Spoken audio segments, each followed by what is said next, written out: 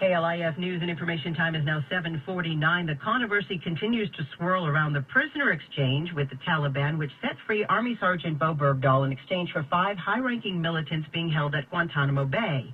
Many former platoon members call him a deserter, but the U.S. government has yet to confirm that claim. To talk about whether he may or may not face a court-martial, how you prove someone to be a deserter, and whether there's a chance Bergdahl could even get convicted, we are joined now live by Fort Worth attorney Brian Bouffard, a former lieutenant colonel in the JAG Corps. Good morning, sir. Hey, good morning, and happy anniversary, Dave.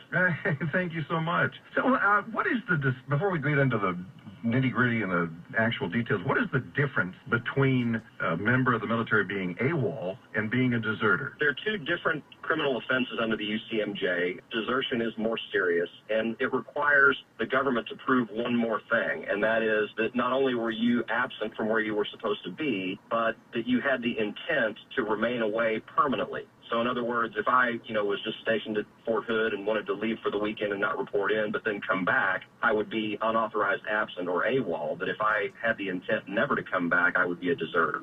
Based upon the information that we know and the information that you've heard, what do you think happened in this case? We're getting a lot of information, and from the perspective of a criminal defense attorney, I am far more interested in what people are saying who knew him there at the time in 2009 when he left. So his fellow soldiers, his roommates, people there on the base with him, that's the information that I personally find credible, and not so much what we might hear out of the White House or DOD or from members of Congress. And the information that you're hearing, and albeit secondhand for all of us at this point, is right. Is the people that are coming out saying, hey, I was there, and this guy walked away, and he did it with intent, and he left a note saying he was tired of the military, he was tired of the war, and he was tired of being a U.S. citizen, right? Exactly. I mean, what we're hearing from people who I think should know is overwhelmingly bad for Sergeant Bergdahl. I mean, the picture is that he laid down his weapon, he walked off the base, whether to intentionally go join the Taliban or just knowing that it's extremely likely that he's about to be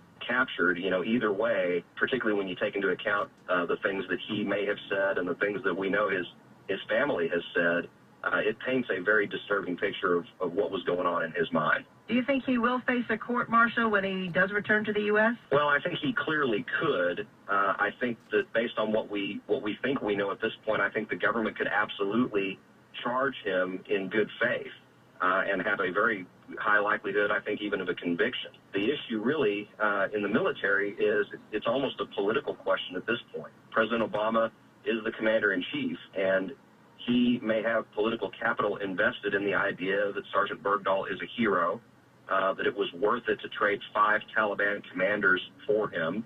And if word comes down from him through his generals that there will be no prosecution, then there will be no prosecution. I was just about to interject the political problem for both the White House and the Army.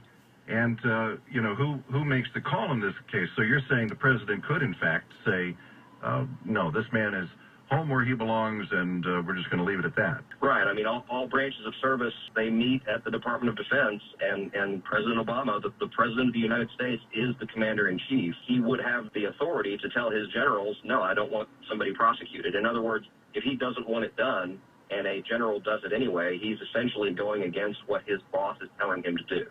We're talking with Fort Worth attorney Brian Bouffard, a former lieutenant colonel in the JAG Corps.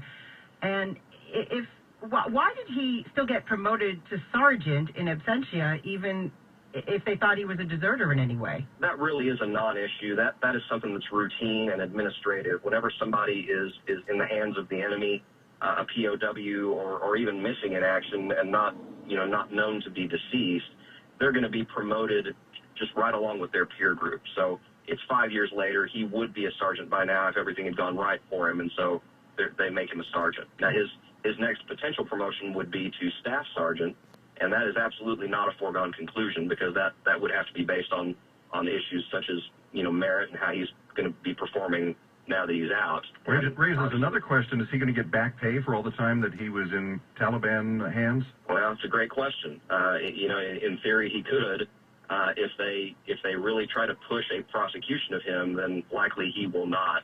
And if he's convicted, obviously he's going to lose, all his rank. So this is one of those issues that's going to just sort of have to come out in the wash.